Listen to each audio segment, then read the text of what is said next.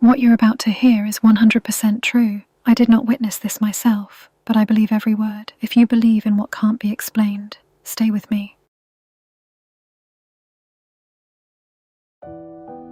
Not everything I witnessed in that place was dark.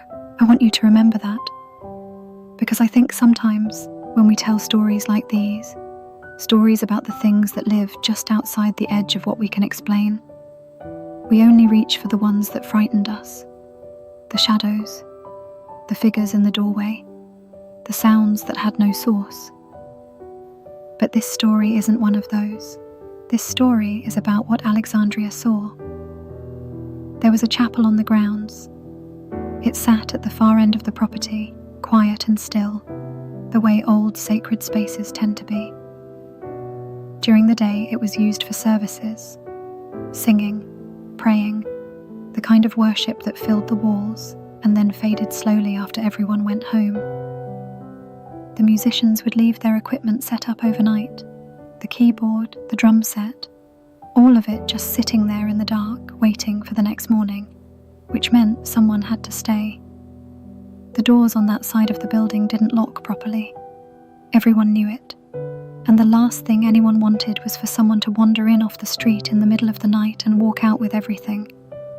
So occasionally, 2 girls would be asked to sleep in there, not as punishment, just as presence, just as a warm body near a phone in case something happened. That night, the 2 girls were me and Betty. We dragged our blankets in just before lights out. It felt a little like an adventure, honestly.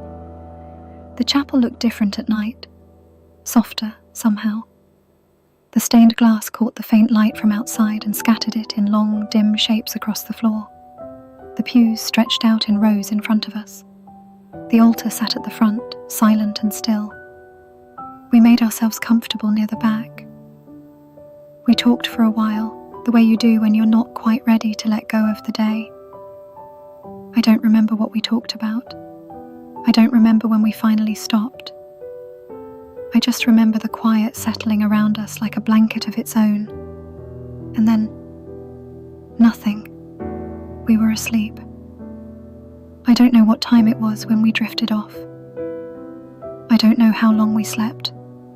I don't know what was in that room with us while we were sleeping. But Alexandria does. She found us the next morning, right after breakfast. I need you to understand something about Alexandria before I tell you what she said. Alexandria was not a dramatic person. She was quiet, genuinely quiet, not the kind of quiet that was hiding something loud underneath. She was steady, thoughtful, the kind of person who only spoke when she had something real to say. In all the time I knew her, I never once heard her exaggerate, never heard her reach for effect, which is exactly why I believed her. She came running toward me and Betty with this expression on her face that I couldn't quite read. Not fear, not excitement exactly. Something else. Something I didn't have a word for yet. She threw her arms around us both. "I love you girls," she said. We hugged her back, laughing a little, confused. "We love you too," I told her. "But Alexandria, what is it? What happened?" She pulled back and looked at us both. Her eyes were full. "Last night," she said, "I had to go to the chapel. Really quick, just to get something. I had my flashlight." She paused. It was dark. "And I walked in, and I saw you both sleeping, and then I saw..." She stopped again. "Alexandria," Betty said gently. "What did you see?" "Something hovering," she said. "Above you. Above both of you." The words hung in the air between us. "What was it?" I asked. She shook her head slowly. Not because she didn't know, but because she was still searching for the right words. "It was white," she finally said, "and it looked like it had wings. I don't know how else to describe it. It was there, just above you, looking down. I felt something move through me. Not fear, the opposite of fear." "What did you do?" Betty asked. "I started walking toward it," Alexandria said, slowly, "and when I got close enough, it stopped. And it turned, and it looked directly at me."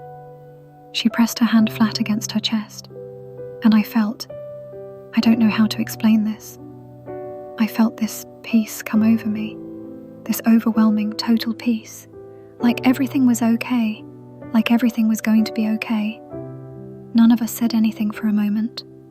And then, I asked quietly, and then it turned back, she said. Back toward you two.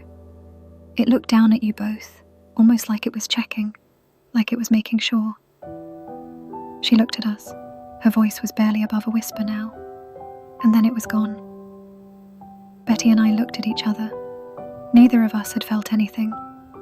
Neither of us had woken up. Neither of us had any memory of that night beyond falling asleep in a quiet chapel with stained glass light on the floor.